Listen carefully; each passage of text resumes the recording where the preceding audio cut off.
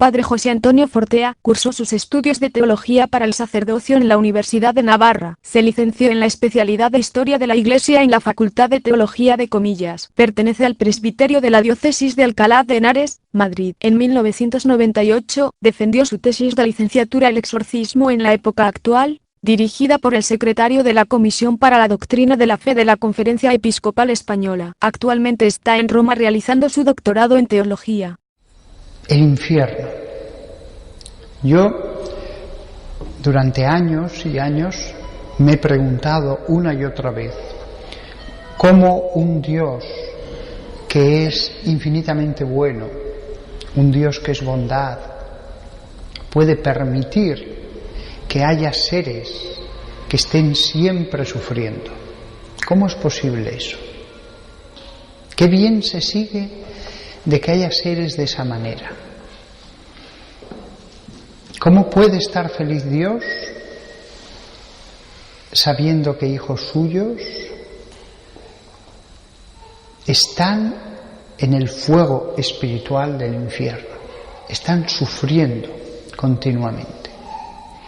Y después de darle muchas vueltas, años de vueltas, de leer a los mejores teólogos, de meditar, de escudriñar la Sagrada Escritura, aunque esto sigue siendo un misterio, he llegado a algunas conclusiones que os participo porque creo que os pueden servir para entender este misterio.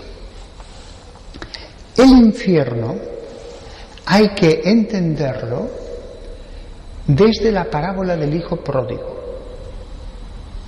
El padre está siempre con los brazos abiertos, siempre dispuesto a la acogida, siempre amando. El padre solo ama. El padre no desea mal a nadie. El padre no quiere hacer sufrir a nadie, ni hace sufrir a nadie. Dios no hace sufrir a nadie. Ahora bien, vemos incluso aquí en la tierra que hay padres llenos de bondad, que no se les puede pedir más bondad respecto a sus hijos, y que sin embargo uno de esos hijos, o a veces su único hijo, odia al padre. A veces el hijo se marcha de casa. Normalmente vuelven al cabo de unos años, pero algunos no. Hay hijos que se marchan de un modo definitivo y pasen los años que pasen, no retornan. He conocido casos así. Así hay que entender el infierno. Dios no hace sufrir a nadie. No encontraréis un solo versículo de la Escritura en que se diga que Dios tortura al condenado al infierno. Se dice que hay sufrimiento en el infierno, pero Dios no tortura a nadie. Las almas, cuando mueren, si han rechazado a Dios, si definitivamente no quieren estar con Él, Dios no les obliga a estar con Él. Entre otras cosas porque sería inútil. Sería inútil. Entonces, estos pensamientos nos ayudan a entender el infierno de otro modo, no como el Dios justiciero que dice: has quebrantado el orden objetivo, luego ahora debes sufrir. No me has obedecido, luego ahora vas a ver mi castigo y te voy a torturar. No encontramos eso en la Escritura. Se habla de los sufrimientos del infierno. Cosa lógica, porque incluso en la tierra vemos que el mal, cuando es gravísimo, es tortura. No es que tengamos que esperar a que venga un castigo futuro. El mal, cuando es gravísimo, terrible, espantoso, es tortura para el que lo hace. En la misma medida en que el pecado es espantoso, en esa misma medida produce un dolor espantoso en el que lo porta. Me diréis, pero hay excepciones. No las hay. No vemos las almas. No vemos las almas. Vemos las sonrisas, vemos los yates, los palacios, pero no vemos el alma. En la medida en que una persona se pervierte, en la medida en que una persona destruye el bien que hay dentro de sí, en esa misma medida sufre.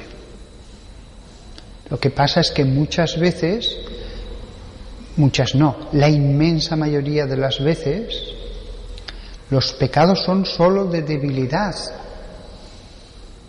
y entonces no requieren un castigo tan espantoso como algunos querrían. Hay pecados que son de mera debilidad, que no requieren que Dios intervenga, y no interviene. Pero cuando las cosas van más allá de lo que es permisible, entonces, cuando la perversión llega a cierto grado, esos mismos pecados son ascuas en el alma del inicuo. Y eso ocurre ya sobre la tierra. El infierno es la prolongación eterna de esa situación. De hecho, si analizáis los versículos de la Biblia, es expulsado a las tinieblas exteriores, es expulsado del banquete, alejaos de mí, no os conozco, las puertas cuando entran las vírgenes prudentes se cierran, son términos de exclusión, de echar afuera, de estar no dentro del banquete, pero no son términos de tortura proveniente de Dios. ¿Se habla de un fuego? Sí, pero un momento, las almas no tienen cuerpo. Luego ese fuego solo puede ser espiritual. Dado que no tienen cuerpo, ese fuego es espiritual, es el fuego del alma que sufre, el mismo fuego que ya algunas almas sufren sobre la tierra. Yo recuerdo hablando con un seminarista en el primer año del seminario, el versículo, el lugar del gusano que nunca muere, y pensábamos, ¿será ese gusano real, material? En aquella época, en nuestra candidez, en nuestra inocencia, leyendo un libro de un escritor antiguo, pensábamos que sí, de acuerdo a ese autor venerable y antiguo. Pero ahora sé que no hay gusanos materiales en las almas. Es símbolo del sufrimiento. El infierno es la prolongación de la lejanía de Dios para siempre, siendo uno como es. Y aquí vemos que la persona cuanto más mala es, entiende todo peor, vive peor, sufre más, está más lleno de tensión, más lleno de agresividad. Cada pecador se conjugan los pecados de un modo concreto, individual, personalizado. En unos pecadores prima más la tristeza, en otros pecadores prima más la agresividad, en otros el odio, en otros la rabia, en otros el rencor, la venganza, en otros la soberbia que de verdad puede ser una fuerza muy atormentadora. A más soberbia, más tormento.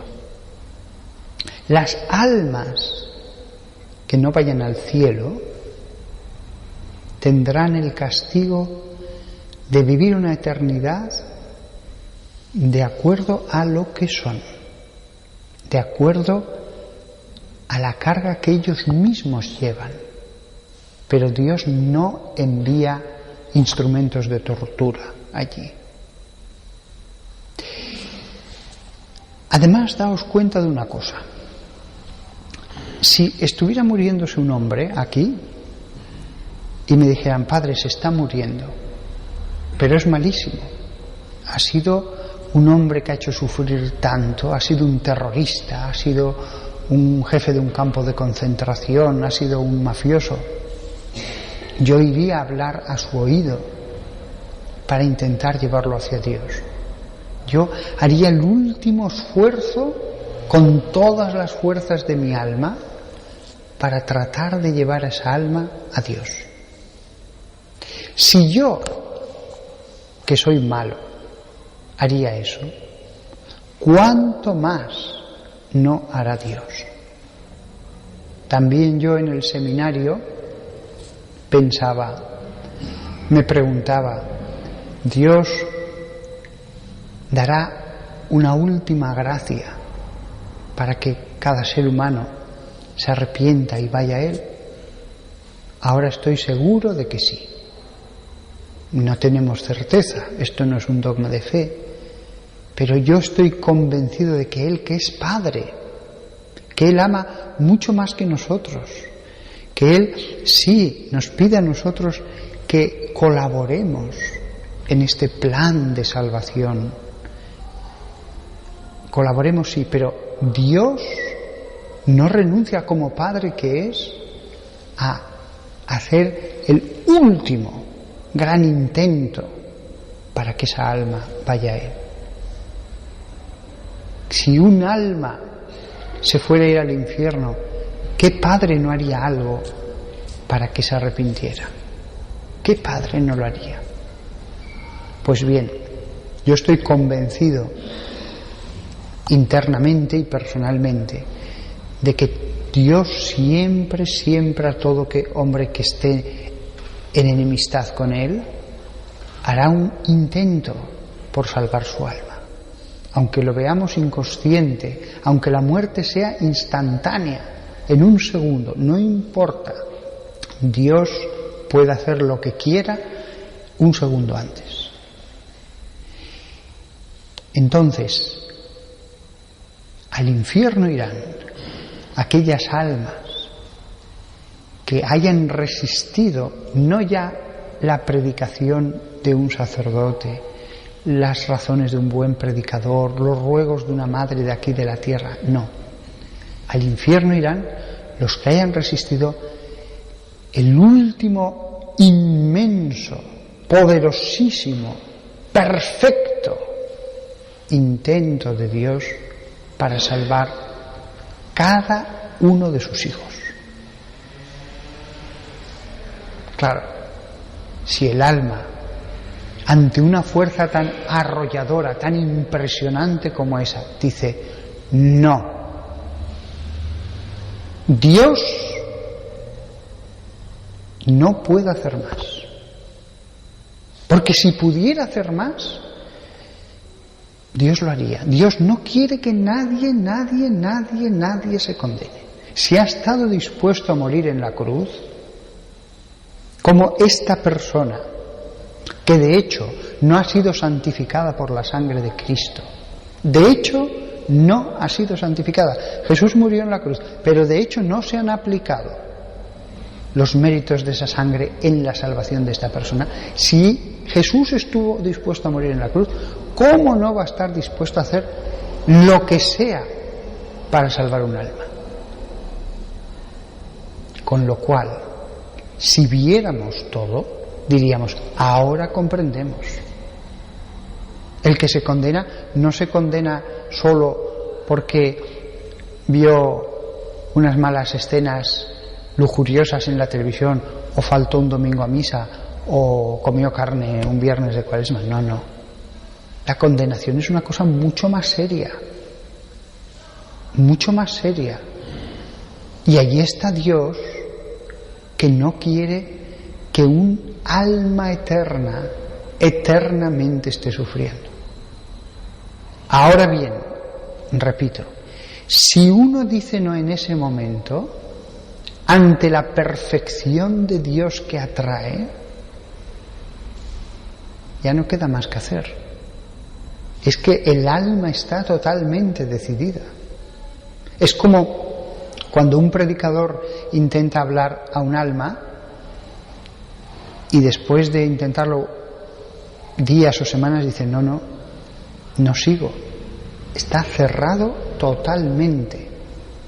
Otros aún puedes ver un resquicio, una rendija por donde, pero hay almas que dices no hay nada que hacer, está cerrado. Solo pienso que se condenarán las almas que, no digo pronuncien ese no a Dios, sino que sean ese no a Dios. Porque el acto de pronunciar no a Dios parece algo puntual, como que después pueden arrepentirse, como que lo pueden pensar, sí, ahora es así, pero a lo mejor dentro de un mes. No.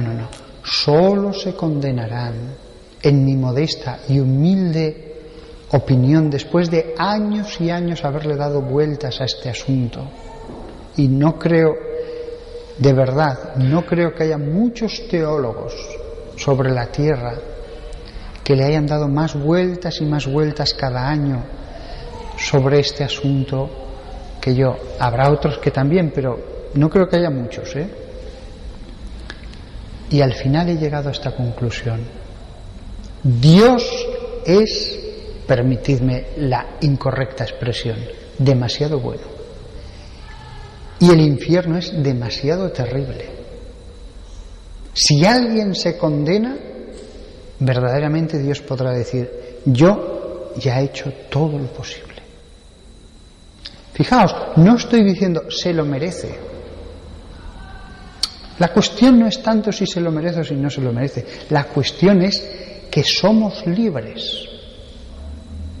La cuestión es que el purgatorio puede durar, si hace falta, 400 años o 1000 años, con un sufrimiento mucho mayor que en la tierra.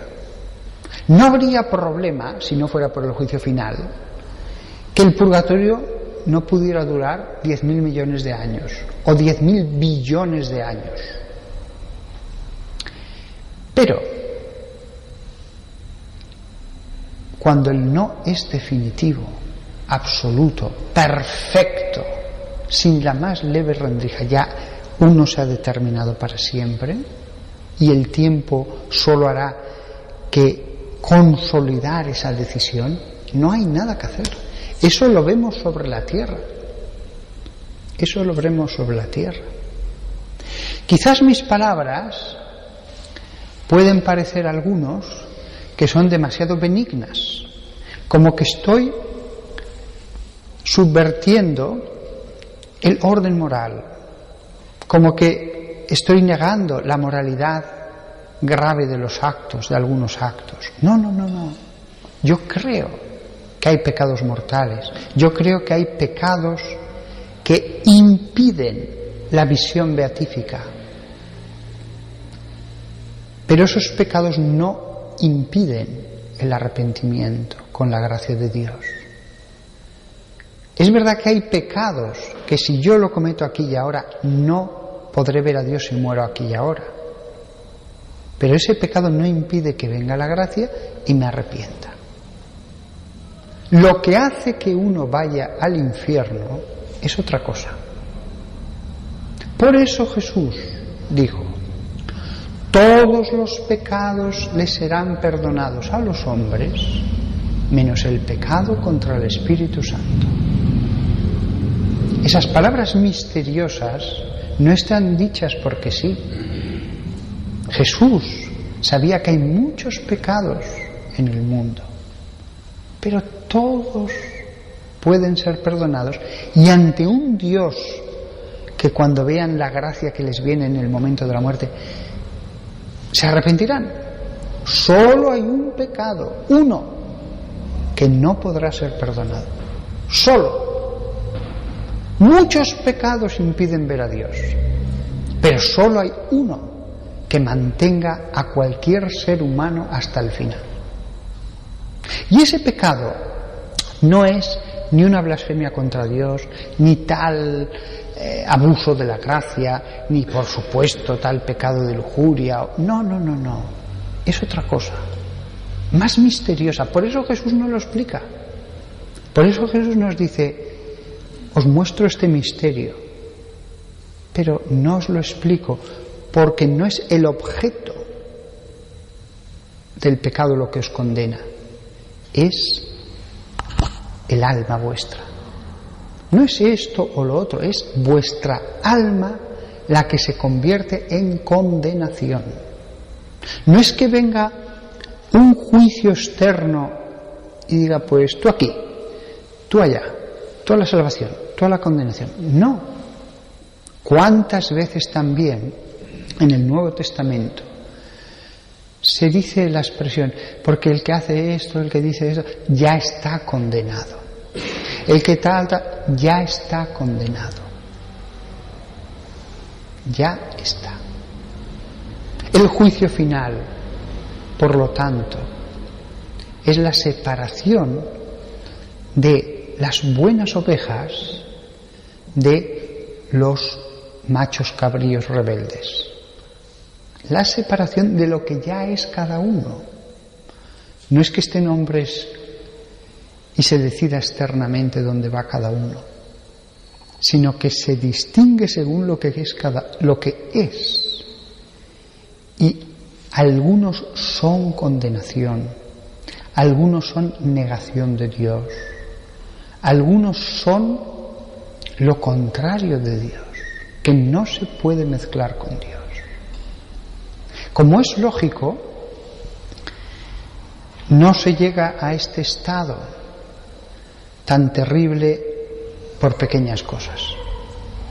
No son las pequeñas cosas. Para uno llegar a esto, tiene realmente que haber hecho mucho mal. Es imposible condenarse por toda la eternidad por unas pequeñas tonterías. Solo el que llega al final del camino de la transformación del alma en el mal se condenará. Lo que pasa, no lo olvidemos, es que todos los que se condenaron empezaron por pequeñas cosas, Todos empezaron por pequeños pecados veniales, después mortales, después mortales mucho peores, después ya verdaderas iniquidades, después fueron más allá de toda medida. Para poder resistir a Dios tuvieron que llegar a eso. Insisto, yo jamás le diré a alguien que haya cometido un pecado mortal: no, tranquilo, Dios es misericordioso. No. Usted ha dado un paso en la dirección del abismo. Si usted conociera lo que es Dios, se arrepentiría, porque es que diría: pero qué locura he hecho. Pero usted ha dado un paso en dirección al abismo. Y entonces, si me muero, no veré a Dios. Ahora mismo usted no está en condiciones de ir ante Dios, porque está manchado gravemente. No son pequeñas manchas que yo voy a una cena y tengo unas pequeñas manchas. No. Usted está de tal manera que no se atrevería a entrar. Y si usted sigue por este camino, llegará donde usted no se imagina que va a llegar. Porque además en este camino, al final, la línea se desdibuja, al final del bien y del mal, y ya no se distingue, y ya uno a toda velocidad va en la dirección del precipicio. Y la imagen del precipicio es perfecta. Uno va andando. Uno va a veces incluso ya hacia abajo. Ve rocas como en las montañas. Cuando hay un gran precipicio, muchas veces empieza a haber grandes cúmulos de rocas que indica que allí hay un precipicio, y al final uno cae y no puede levantarse. Al final el precipicio es que uno no puede volver hacia atrás. Esa es la imagen del abismo.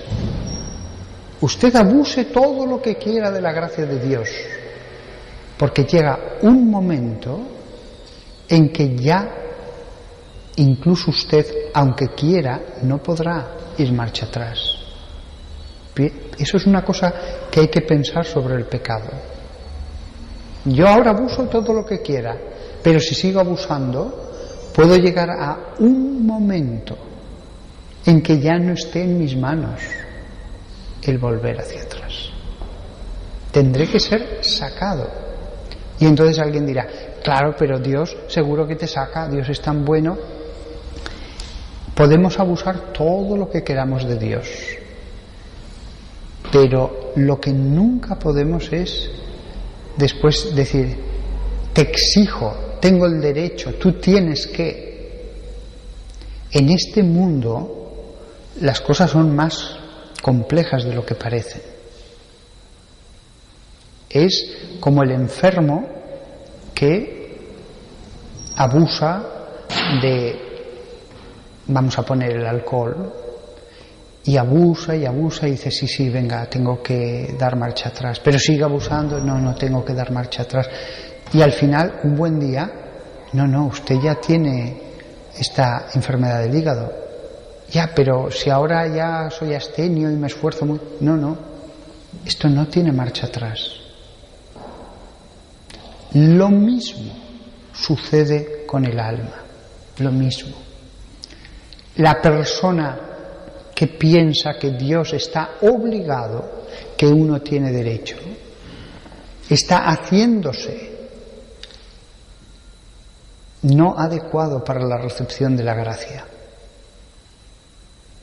Es verdad que Dios puede ayudar, subvenir, ayudar en la medida de nuestra debilidad, pero en este camino cada uno que se arriesgue lo que quiera. Lo que nos ha dicho Dios es que hay puntos de no retorno. Arriesgaos lo que queráis, ofendedme lo que queráis, cargaos de toda la iniquidad que queráis. Yo os digo que hay puntos de no retorno. El infierno es algo tan terrible que sabemos que existe solo porque Dios nos lo ha dicho. Muchas veces, en muchos pasajes. ¿Qué mente hubiera podido pensar que podía existir semejante realidad? Imaginaos lo que es salir de este cuerpo, encontraros que no tenéis cuerpo, pero que seguís pensando. No sentís nada con los sentidos, pero seguís pensando. Estáis allí. Y saber que así será un día y otro día, un año, siglo, milenio, millones de años, otras almas condenados, demonios por allí. Y saber que hay un Dios, que existe la felicidad, pero que tú ya nunca vas a ir. Es terrible, terrible, espantoso. Por eso Jesús habla de fuego, fuego. Todos sabemos la diferencia entre un malestar o un pequeño dolor y el fuego espiritual, pero Jesús habla del fuego. Jesús habla del rechinar de dientes. Eso es cuando tienes una rabia. No significa que todos los condenados en todo momento estén rechinando los dientes. No, tampoco ha dicho eso Jesús. Tampoco ha dicho que todos los condenados en todo momento, cada segundo, estén en esa situación de fuego ardiente. No. Fijémonos en una prisión. No todos los presos cada día, cada hora están rabiosos, ¿no?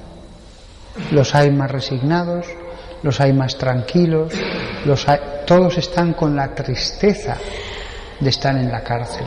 Algunos sí, que están llenos de rabia y de agresividad todo el tiempo, pero son los menos. El resto simplemente están mal, están con esa tristeza. La cárcel del infierno es interior. No pueden salir a ningún lado, no pueden escaparse, porque están en el infierno, porque esa cárcel ya es eterna. Si no, estarían en el purgatorio. Si están en el infierno, es porque verdaderamente la cárcel es perpetua. Y por lo tanto no pueden salir ellos mismos, ni nadie ya les puede sacar, porque ellos son la cárcel. El problema es que su psicología, su ser, su pensamiento es cárcel. Y llega un momento en que Dios a estos seres dice: o lo destruyo y hago otro, con lo cual ya no es Él, o le dejo al menos que siga existiendo. ¿Cómo se podría sacar a un condenado del infierno? Destruyéndolo. Es el caso del que ya no puede cambiarse su pensamiento. El único modo es destruirlo. Pero ya no sería él. Es como si a mí me matan y mis padres tuvieran otro hijo. Ya no sería yo. Entonces Dios dice: ¿qué es mejor? ¿Que este hijo mío deje de existir? ¿O que exista, aunque sea con momentos de sufrimiento, que siga pensando, sintiendo, que pueda hablar con otros seres, etcétera, sufriendo más o menos según los momentos? Y Dios dice que exista. Yo a esa conclusión he llegado después de años de meditar las Escrituras, de pedirle a Dios. El infierno existe porque incluso para los condenados es mejor existir. Dios es un Padre que si dijera no, mejor que no existe, es mejor que no existan, es mejor, no les pondría sobre sus hombros, sobre su corazón, el peso de la existencia. Pero incluso para ellos es mejor existir, aunque en tantos momentos el sufrimiento pueda ser paroxístico, y aunque en cada momento esté el peso del sufrimiento como en una prisión. Pero no creo yo, en mi humilde opinión, que en el infierno estén todos siempre en la máxima intensidad de dolor. Muchas veces simplemente están allí, tranquilos, sabiendo que están excluidos, pero conversando, pensando. A esa conclusión he llegado. Si los hombres supieran lo que es de verdad el estado de condenación, entenderían el porqué de la permisión de Dios. Me resulta, lo digo con humildad, me puedo equivocar, pero ahora mismo me resulta no posible creer que Dios mantiene, imaginemos que hubiera millones de personas, millones de condenados sufriendo a la máxima intensidad todo el tiempo.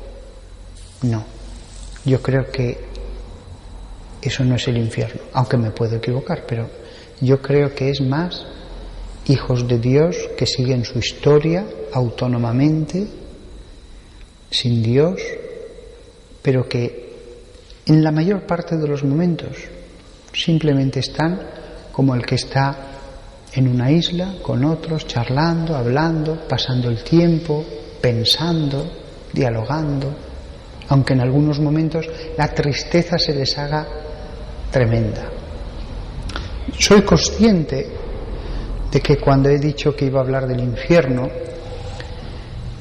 a lo mejor algunos pensarían, pues nos va a relatar las torturas, nos va a hablar de cómo son y cómo los lujuriosos sufren de esta manera y cómo los envidiosos sufren de esta y cómo los homicidas sufren de esta otra y cómo los demonios pues les dan con unos látigos y cómo debajo hay otro. Soy consciente de que cuando he dicho voy a hablar del infierno, algunos habrán pensado en una cartografía del sufrimiento, una cosa espacial, como en la Divina Comedia, pero no, es algo más espiritual, más misterioso, más sutil y menos intenso normalmente.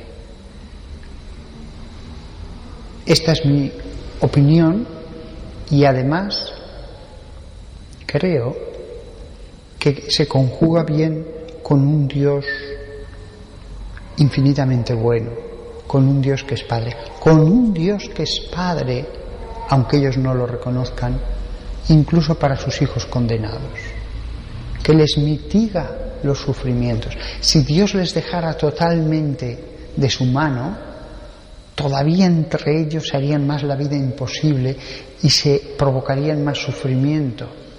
Pero Dios mitiga los sufrimientos incluso en el infierno. Dios, que no envía sufrimientos, no les deja totalmente a su suerte. Es verdad que les deja a su suerte, pero no totalmente, porque si no podrían llegar a extremos de sufrimiento mucho peores entre sí, haciéndose sufrir entre sí. En mi modesta opinión, incluso cuando un hijo en el infierno está hundiéndose en el paroxismo del dolor, Dios suele detener eso hasta cierto límite, enviando alivios. Desgraciadamente él está en el infierno porque ya no acepta a Dios, con lo cual no puede sacarlo. Pero permitidme la imagen, sin que él se dé cuenta, porque si no aún le daría más rabia, le ayuda. Es como ese padre que envía ayudas, sea de dinero a través de un vecino, pero sin que se entere mi hijo. Es orgulloso, es tal, es cual. Y diréis, pero ¿cómo no se arrepienten? Pero es que están locos. Sí, pero esto ocurre aquí en la tierra, Esto no es imaginación, esto ocurre ya en la tierra. También aquí en la tierra podríamos decir, pero es que estás loco. ¿Cómo no reconoces lo que está haciendo tu padre por ti? No, es que estás ciego y encima le odias.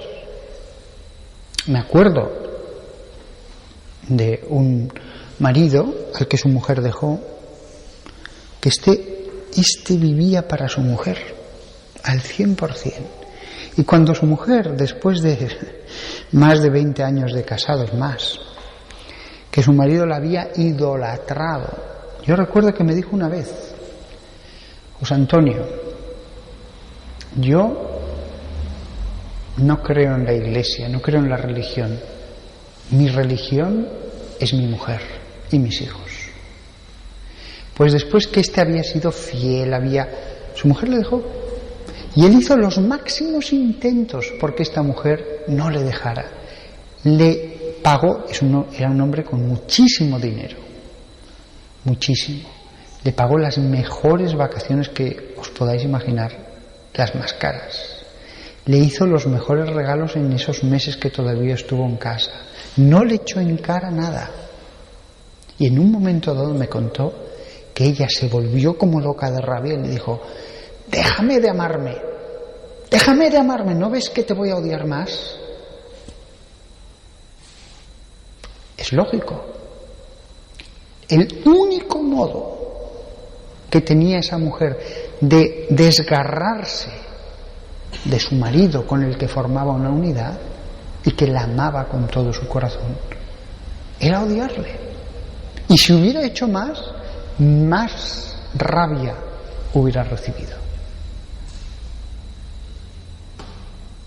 Tremendo. ¿Cuántos se han condenado en el infierno? Nadie lo sabe.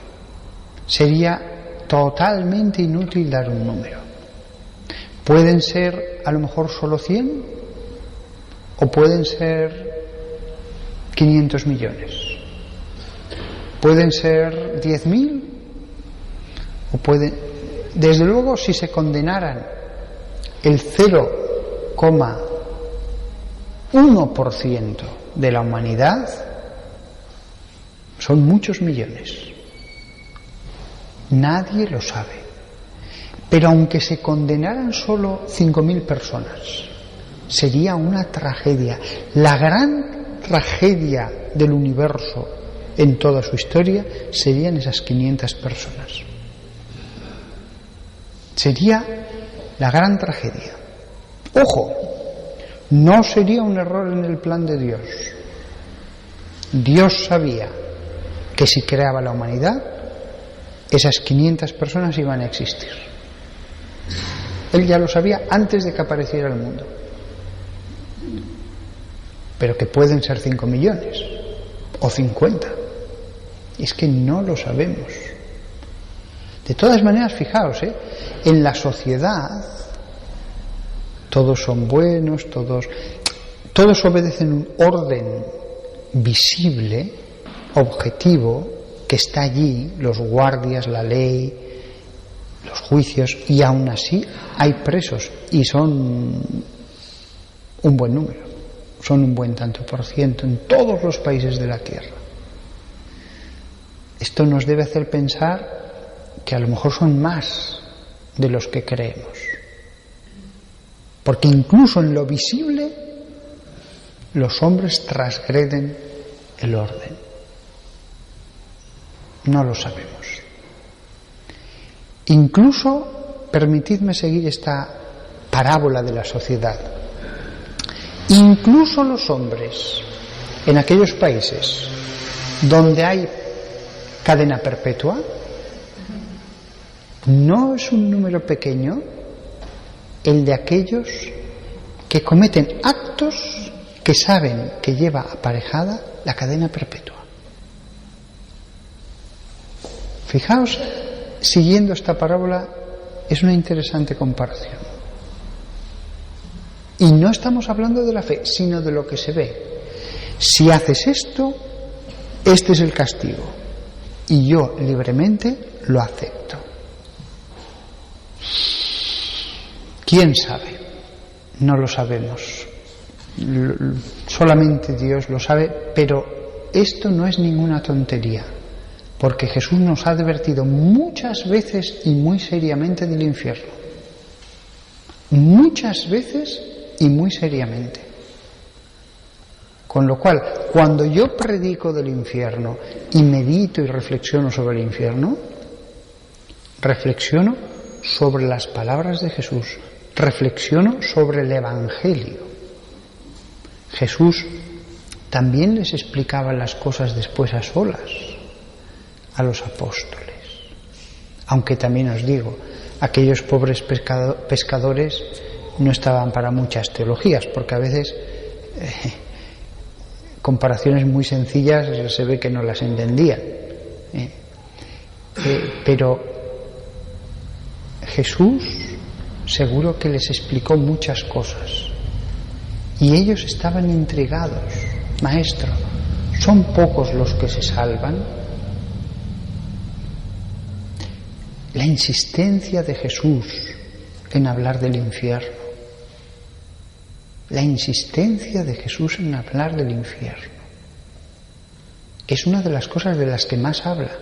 Siempre cielo y infierno, pero muchísimas veces, muchísimas. Es una de las elementos centrales del mensaje de Jesús.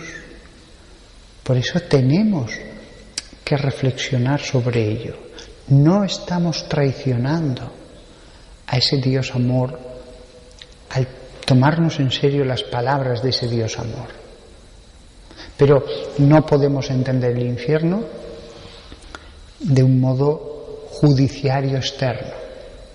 No podemos entender el infierno como un Dios que dice, ah, sí, me has desobedecido, pues ahora te fastidias y yo te voy a hacer sufrir. No. Eso seguro que no es el modo. O decir, he transgredido esto, automáticamente, como una máquina que echas la moneda y te sale algo, me viene esto. Es algo más profundo. Y lo que sí que es tremendo, ya una vez incluso en el infierno, es descender la escala. ¿Cómo será la existencia de los grandes monstruos de la humanidad y del mundo de los ángeles que se rebelaron, los demonios? ¿Cómo será la existencia momento tras momento, siglo tras siglo, de los grandes monstruos que hicieron sufrir tanto, que borraron del todo la imagen de Dios de sí mismos, cualquier rastro, que son oscuridad, mal, deseo de hacer sufrir, que si pudieran matar a Dios lo matarían, como dice la Biblia de Satanás, el homicida desde el principio, así lo llama. ¿Cómo debe ser? Son tan malvados que en el Apocalipsis se los tiene que echar afuera. No se los puede acoger en la sociedad de los santos, porque solamente harían que mal, solamente harían que daño. Hay que sacarlos fuera y serán arrojados al lago de fuego por los siglos de los siglos. Así es una de las cosas finales que se dicen en la Biblia. Un mensaje de salvación y de condenación. Las dos cosas, simultáneamente, como dos líneas que corren paralelas, como dos ríos que corren paralelos. El final no podemos decir acaba con un mensaje de salvación, acaba con un mensaje de salvación y de condenación, porque ambos son eternos y ambos existirán, y de hecho existen ya ahora mismo. Si dijéramos que el mensaje es solo de salvación, negaríamos la realidad del ser que es querido por Dios, de ese ser que ese otro ser infinito mantiene. Hay seres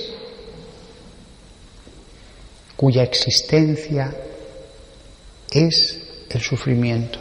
No solo el sufrimiento, como lo he dicho también antes, pero es una existencia inserta en el sufrimiento.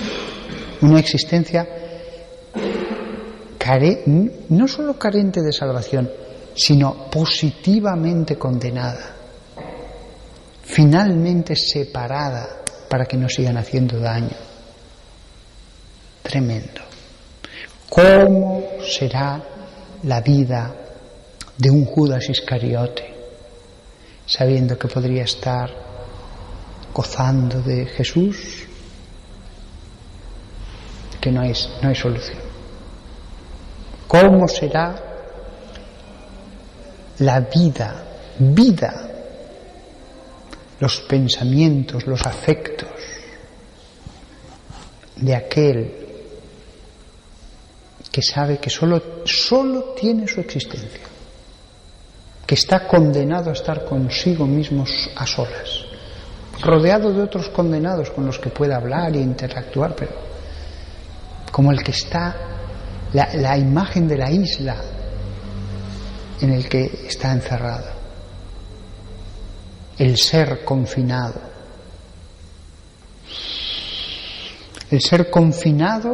en su propia limitación. Es algo que, si es grandiosa una montaña, no deja de ser menos grandioso un abismo. De hecho, un abismo puede ser tan profundo o más que una montaña en la tierra, ya lo sabéis, hay abismos increíbles en su profundidad y en su oscuridad y en su muerte abajo. Las profundidades abisales son tierras muertas. Hay pequeñas zonas donde hay algo de vida, pero son tierras de una impresionante muerte, quietud, oscuridad.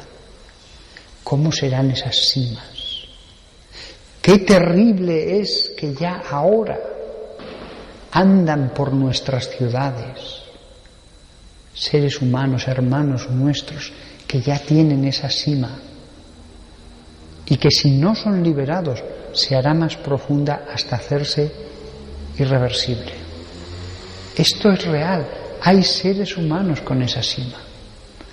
Hay seres humanos ahora mismo mientras yo estoy hablando que si no aceptan las limitadas oportunidades que Dios les va a dar, ya no van a salir nunca más. Ya llegan a ese punto de no retorno. Es tremendo para Dios saber que tiene que esperar. Ahora no es el momento. Tiene que dejar un poco más de tiempo. Y que vuelva a tener otra oportunidad. Pero que si la rechaza, baja un escalón más. Se endurece más. No hay que insistir, démosle más tiempo, que vea ciertas cosas, tal.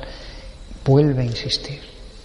Pero él sabe que, no exagero, que a lo mejor después de 5 especialísimas gracias que van a ir a lo más profundo de ese corazón, después de la 5ª es el último tren y ya no vuelve a haber otro tren.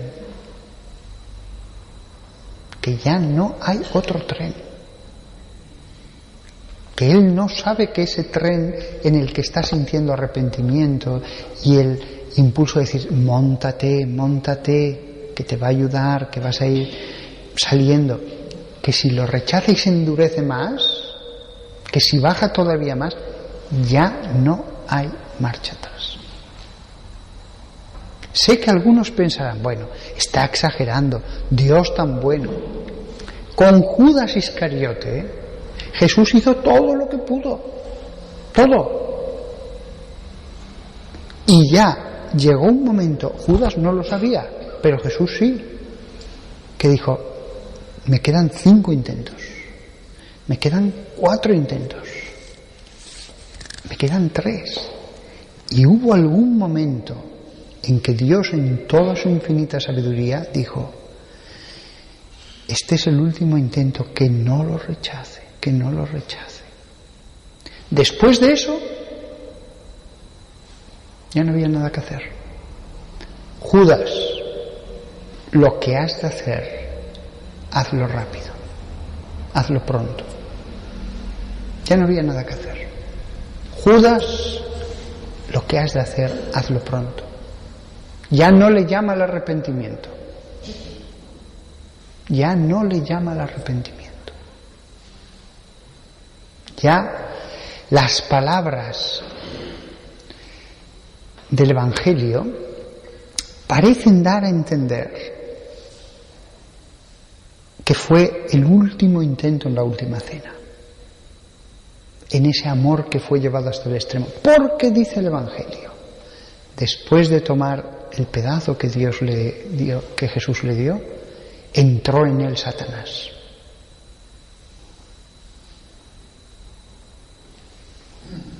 Entonces, alguno pensará, pero a lo mejor Judas se salvó.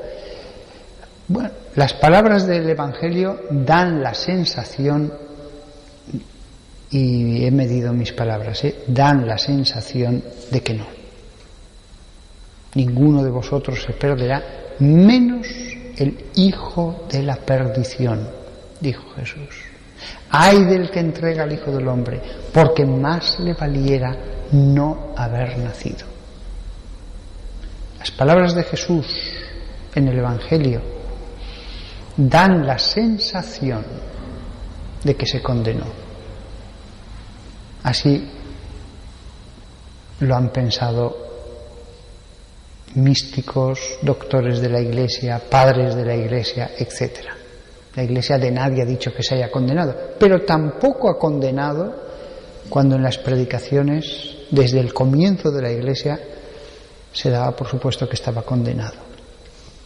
Ni siquiera de él podemos afirmar con una precisión categórica que se condenó, pero es un ejemplo de cómo él no estuvo en manos de un buen predicador o de un santo, estuvo al lado de Jesús, que sabía lo que tenía que hacer, y se endureció. Y al final le dice: lo que tengas que hacer, hazlo pronto. Tremendo, tremendo. El misterio de las personas que han perdido la última gracia. Esta es una de las cosas que también han reflexionado muchos teólogos en siglos pasados. La última gracia. La última gracia. La única cuestión que dudaban es: ¿se dará en el último momento o puede darse antes? Antes he dicho que yo creo que la última gracia se da en el último momento de vida, aunque sea solo un segundo. Sí, pero con excepciones. Considero, y es una opinión teológica, que hay almas que se han determinado ya de forma tan perfecta durante la vida.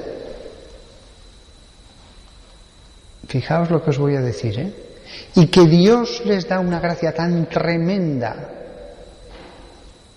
de arrepentimiento y la rechazan aquí en la tierra, que quizás Dios podría decir: este hijo mío le quedan todavía 2 días, pero ya está condenado. Es solo una proposición teológica, pero me parece razonable que ese último intento de Dios, en algunos casos, no necesariamente tiene por qué estar unido al ultimísimo momento de vida. Que en algún momento, en algunas personas puede decir: no, yo ya he hecho el último intento ahora, y bueno, le quedan 2 días de vida, 1 día de vida, unas horas, pero yo ya he hecho todo lo que tenía que hacer.